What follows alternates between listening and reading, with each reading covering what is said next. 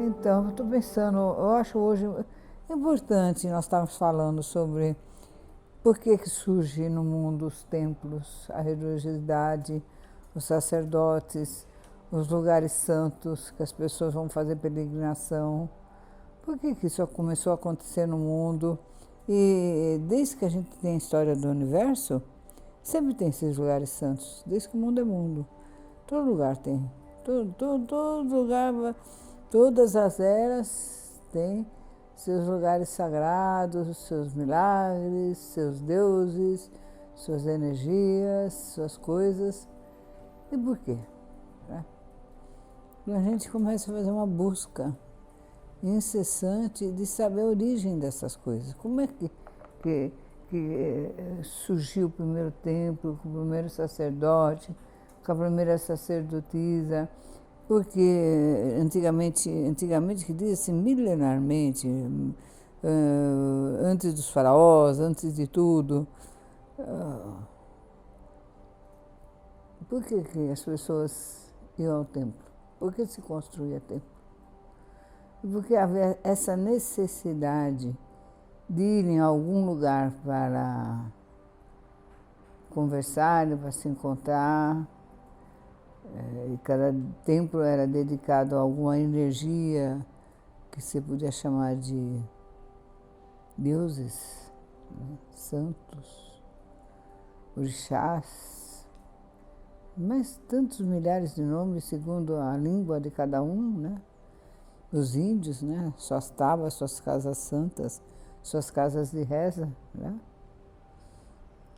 Que a gente fica assim, num universo enorme só para estudar isso. E cada um a gente fica pensando, mas qual é a função? Primeiro era um palácio, um aglutinador, o sacerdote era o quê? Geralmente ele fazia duas funções logo no início das eras, de chefe de Estado e de sacerdote, e depois que foi se separando, essa função foi se desmembrando. Mas como é que isso ocorria? Como é que você fala assim, uma casa real tem um sacerdote, tem um rei ungido por Deus, tem um sacerdote que é a voz de Deus, tem um papa? Por que essas coisas a humanidade gosta e aceita e precisa de tê-las? São perguntas que a gente se faz quando começa a estudar o esoterismo, né? Então nós estamos falando de esoterismo, nós estamos falando de conhecimento e estamos falando também das religiões modernas também. Tem tantas igrejas de cristãs, não cristãs, centros espíritas, instituições, ocas, mais mil coisas por aí que a gente fala assim, mas por que está precisando tanto? Por que a humanidade busca tanto esses lugares? Fora a cultura que esses lugares criam, né? Então, são formadores de cultura. Todas as religiões, todos os lugares santos foram formadores de cultura. Com as suas músicas, a invocação, cada um a sua divindade, com as suas rezas, com as suas danças, com as suas pinturas, com a arquitetura e com a comida. Então, e a jardinagem, etc., uma série de coisas, né? Que foi sendo inventada e criada tudo em função dessa fé, né? Então, eu estava pensando isso e pensando nesse momento que a humanidade vive tão precisando de cuidar da sua saúde, por causa dessa pandemia. Nós estamos no ano 2020 e é bom frisar que estamos vivendo esse período em que cada esquina está tendo uma igreja, um grupo, um guru, um profeta, alguém, um rabino, alguma coisa tem assim de especial, principalmente na cidade de São Paulo, que é a segunda, terceira maior do mundo. Tem muita coisa, mas tem coisa que não acaba mais. E você vai falar assim, é desnecessário? Não, se você vai olhar, são coisas lindas, inclusive são pontos de encontros espirituais magníficos, tem coisas assim incríveis, incríveis, incríveis, incríveis, incríveis.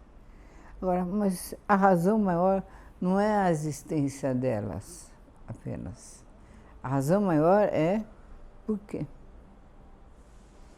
Fiquei pensando, não vou dizer como os meus botões, porque eu não estou usando botões, mas pensando com os meus neurônios aqui na minha cabeça, eu cheguei a uma conclusão muito simples, que é a saúde. A saúde. Então as pessoas vão não só por causa da saúde, elas vão por umas poucas razões, mas a saúde,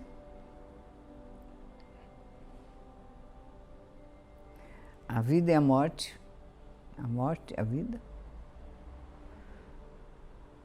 e a prosperidade. Eu acho que desde que o homem começou a sua vida no planeta Terra, essa é a constante. Essa tem sido a constante em todas as religiões. Não houve uma religião sequer, um grupo espiritual sequer, nada, nada, nada, que não tratasse dessas três coisas. Da vida e da morte, da saúde e da prosperidade. Estou encanada? Acho que não. Será que estou? Se eu tiver, você me escreve e me conta por quê. E aonde não é isso. Faz isso para mim, por favor, que eu vou estar ansiosa por saber quais seriam as outras razões que teria para ir numa igreja. Então você fala assim, não, mas eu vou numa igreja porque eu gosto de ouvir cantar, eu gosto das músicas, das mensagens, das palavras. Não, a gente não vai só por isso. Em igreja nenhuma, muçulmana, cristã, shivaísta, candomblé, umbanda, ayahuasqueira, não interessa que seja. Ninguém vai só porque a música é boa. Ninguém vai porque a arte, a pintura, a escultura, a arquitetura é linda. Ninguém. Não. Ou vai porque... O que mais que pode ser legal? Um ambiente social bacana. Por exemplo, você vai lá em Roma, na missa de Natal, é bonito, todo mundo é bem vestido, você vê o Papa, é só por isso? Não é também, não é. Todas as igrejas, a fé, ela sempre foi pautada por causa dos seus milagres, pelas coisas boas que faz para a saúde. A busca da pessoa poder melhorar a saúde, né? Então, a pessoa, quando ela está doente, todos nós, seres humanos, a gente se busca um médico, claro, ninguém é louco de não ir num médico, busca um médico, mas também vai buscar as bênçãos espirituais, seja onde quer que elas estejam. Teve um tempo no Brasil que se falava assim, qual é a sua religião? O pessoal falava assim, eu sou católico, apostólico romano, macumbeiro, graças a Deus. Todo brasileiro é assim. E acho que é assim no mundo inteiro também. Porque quando você vai à busca de um milagre da sua saúde, você vai em todos os lugares. Você fala, você já foi em tal lugar? Não. Você foi em tal lugar? Não. Você vai até se curar, você vai andar. E vai trocar de médico, vai buscar uma forma de tentar se curar. Uns conseguem, outros não. Então, esse sempre foi um mistério. E aí daí saem as leis, né? As leis, né? Por que eu não consigo e o outro consegue, ou vice-versa? Porque o karma de um é mais leve que o karma de outro. E aí começa, Deus te preferiu, você está na religião certa, você se converteu, porque você deu dinheiro, porque você isso. Aí começam todas aquelas desculpas, ou aquelas razões pelas quais a pessoa atribui a cura dela naquele certo lugar. Porque... E aí a gente começa a ver que quando as pessoas foram curadas, por exemplo, uma santa muito querida no Brasil, católica, Santa Teresinha do Menino Jesus. Quanta gente fala. Eu mesmo, assim, na minha juventude, gostei muito de Santa Teresinha. Então, eu identificava muito com ela, né? Muito com o diário dela, com as reflexões que ela tinha sobre a vida. E quanta gente atribui curas milagrosas a Santa Teresinha. Santo Antônio, que é um santo que o Brasil inteiro venera. Não tem um lugar no Brasil que não tem uma igreja de Santo Antônio. Maravilha, todo mundo adora Santo Antônio. E fora os curadores. No Brasil e no mundo existem muitos médiuns curadores que fazem, as pessoas fazem filas para ir se curar lá, e muitas encontram curas. Então, eu acho que todas as épocas, eu estou com agora 75 anos, mas de 10 em 10 anos eu acho que tem um curador famoso no Brasil. Ou morre, ou acontece alguma coisa, daí vem outro, depois vem outro, e sempre tem um curador que está curando. Sempre tem. Então as igrejas, elas vão para curar. São as curas, a nossa saúde. Então o ser humano sempre desejou estar melhor. Toda mãe deseja, quando engravida, ela quer, e eu acho que o pai também, ter um filho perfeito. Todo mundo quer ter um filho perfeito. Então as mães vêm, as avós vêm olhar a criança. Eu lembro que quando eu tive meus filhos, minha avó desembrulhou o Guilherme para ver se contou os dedos da mão e do pé se estava tudo certo. Eu fiquei assim espantada, mas ela fez isso.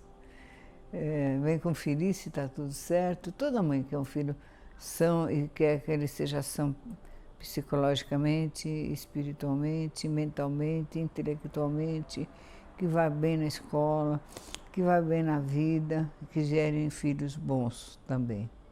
Toda mãe quer isso. E quando ela não tem isso, ela se sente muito mal e ela sai à busca da cura. E aí, aonde esse filho encontrar a cura, é onde ela vai ficar por gratidão. Eu acho que isso funciona desde que o mundo é mundo. Desde que o mundo é mundo. Ainda mais nessa época que nós estamos em pandemia, o que as igrejas estão funcionando é uma coisa impressionante, muito grande. Embora a gente saiba que todas essas doenças,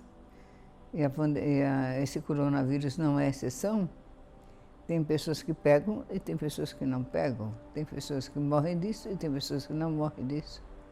Né? Sempre tem a metade da população que não vai acontecer nada e a outra metade vai acontecer.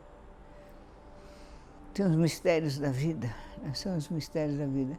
E a comida, né? A vida. Vida e morte. Então, você está com uma doença que você procurou pela sua religião, você não encontrou solução, então você começa a pensar na etapa seguinte, que é a tua morte. Daí mesmo doente, ou mesmo com muitos anos de vida, 80, 90, 100, você quer viver mais um pouco, mais um ano, mais 2. Quem sabe mais um pouquinho, mesmo estando mal. Todo mundo quer viver sempre mais um pouquinho e vai à espera de poder negociar com Deus, com as forças celestiais, um prolongamento da vida na matéria. Eu acho que esse foi o desejo de todos os seres humanos, desde que ele orou numa caverna ou em cima de uma pedra. Sempre foi, todas as igrejas. Então não tem essa faz mais, aquela faz menos, né? É tudo, a intenção é sempre essa é a intenção, não é? E depois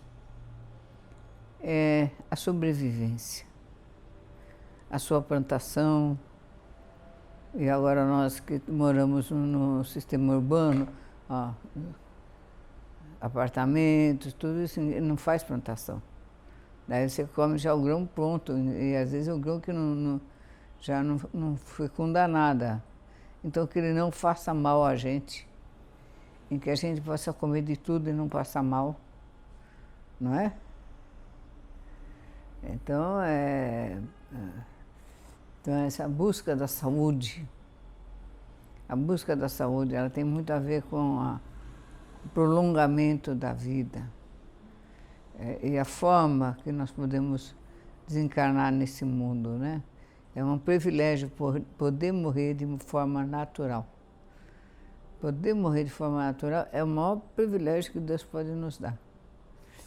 Eu lembro do meu avô, eu já tinha bastante idade, mas 80 e poucos. Na época era bastante, ele podia ter hoje em dia ele viveria mais 20 anos com certeza, que ele se cuidava bem.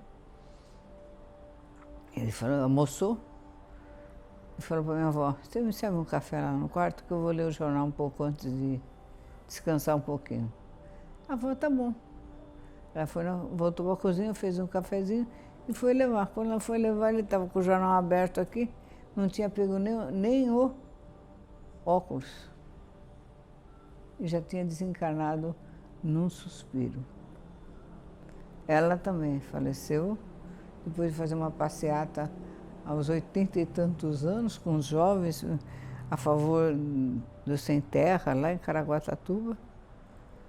Eu falei assim, eu não estou me sentindo bem. Eles falaram, vamos passar no hospital para tirar sua pressão, ver como a senhora está? Estamos a caminho, vamos. Aí quando chamaram ela, que chegou no hospital, ela já tinha desencarnado, sentada no banco de trás assim, ó. Tranquilamente. Isso é morte natural. Esse é o sonho dourado de todo ser humano. Ou morrer dormindo.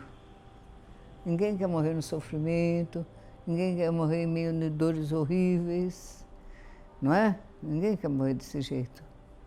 Ou morrer num hospital que os médicos vão fazendo de tudo para você sobreviver, dando choque, abrindo o teu peito, um monte de coisa que não vão adiantar, sabe que não vai adiantar, já sabe que não vai adiantar. Eu sou contra isso, Deus o livre. Então nós queremos viver, então, mas aí não é a forma só de morrer que assusta o ser humano. É como, o que vem depois? Para onde eu vou? Vou acabar? Tudo isso vai acabar? Ou tem alguma coisa a mais? O que tem a mais? Então essa outra questão é a grande questão das pessoas irem rezar na pedra, na caverna, construir grandes templos e fazer coisas magníficas, né? Para prolongar um pouco sua vida ou então garantir uma vida melhor depois da vida. Não é? Então, essa é a outra razão. A outra razão é a alimentação. Que tudo que você plante floresça, tudo que na época era plantação, hoje em dia é prosperidade das coisas que você faz, né? Que sejam prósperas, que a sua profissão possa gerar recursos suficientes para você viver e poder sustentar você e os seus. E depois disso, o que mais? Então, as pessoas, quando elas pensam nessas coisas, que são coisas fundamentais para a vida, elas vão pedir um favor espiritual, que venha através de uma bela intuição, de uma ideia boa, algo bom, algo que está além dela, a chama de Deus, né? Abençoe a sua vida e atenda seus pedidos. E depois do resto se desdobra em 1000 outras coisas. E aí então começa a grande busca do que é divino, do conhecimento, da sabedoria. E é importante que o agricultor, por exemplo, ele saiba o que é bom para plantar seu feijão, seu arroz, suas frutas, sua verdura, que jeito plantar, quando plantar. Então ele descobre que tem estação do ano certa, ele descobre que tem fase da lua certa, ele começa a dividir, né? Ó, nessa fase aqui é a primavera, porque dá flor, essa aqui não. Ele começa a entender que jeito o planeta funciona. É assim, dessa forma, olhando a natureza, que a gente começa a perceber que jeito o planeta funciona, e é isso que nasce o conhecimento esotérico. É desta forma. Ela não vem escrito por nenhum profeta. Ela não vem escrito por nada.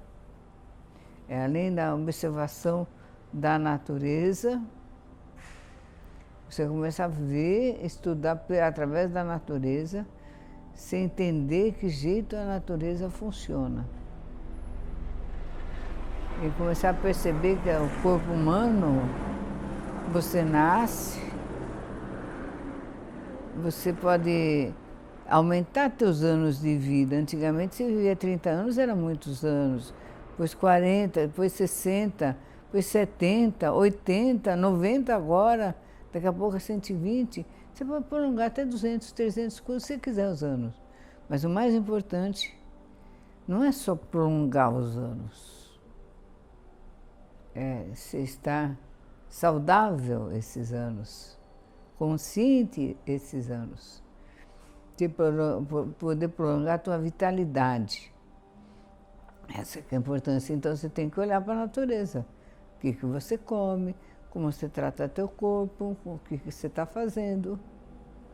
Então os excessos da juventude já começam a ser repensados, não é? Porque não tem magia nisso. Tem lógica, entendeu? Então, isso vai sendo ensinado. Através dessa observação, você vai começar a perceber que coisas que pareciam impossíveis começam a se tornar possíveis. Então, além de nós estarmos prolongando a nossa vida, nós estamos prolongando a nossa capacidade de pensar a vida. Eu acho que o grande passo que a Era de Aquário está dando, pensarmos na vida. Então nós vamos para os templos, igrejas, ocas, o que seja o nome que você chamar, um lugar que você reza para Deus, para orar para alguma coisa além de você. Você pensar em alguma... que o ser humano aceita isso, claro. Que você tem você e tem o outro. Existe algo além de mim. E é esse algo além de mim que nos faz viver. E por que viver? Para que viver? Porque existem pessoas, existem coisas, existem sentimentos, existem amores, existem inspirações que vêm, que nós nos conectamos uns com os outros e com outros e com outros, em universos que são vida, também estão vivos. Quer dizer, a gente prolonga a nossa consciência, a nossa capacidade de chamar do que é realidade. Então, essas igrejas, essas casas de oração, esses templos, desde a pedra, da caverna, ela sempre teve essa função de ampliar a consciência do ponto que ela está. E a humanidade, ela demora para fazer isso, porque é uma coisa muito rígida, né? O nosso eu, a nossa consciência. Então, mas agora, cada era que passa um pouquinho mais. Ele vai ampliando. Quando amplia a sua capacidade, sua consciência, amplia também a sua forma de ver o mundo, e o mundo da realidade se amplia também, aumenta essa realidade. Então aquilo que estava meio invisível começa a se tornar visível, perceptível. Então muitas coisas que já estão no universo e que a gente não via, a gente vai começar a ver agora. Porque ampliou a nossa capacidade, a nossa dimensão de ver. Então essa é a função do templo, da igreja, do lugar. Então nós temos, todo ser humano, por mais que ele fale que ele não acredita em nada? Não acredita em nada. Não existe não acredita em nada. Claro que ele tem que acreditar em alguma coisa, nem que seja nele mesmo. Claro que ele tem que saber que uma inspiração não vem do nada.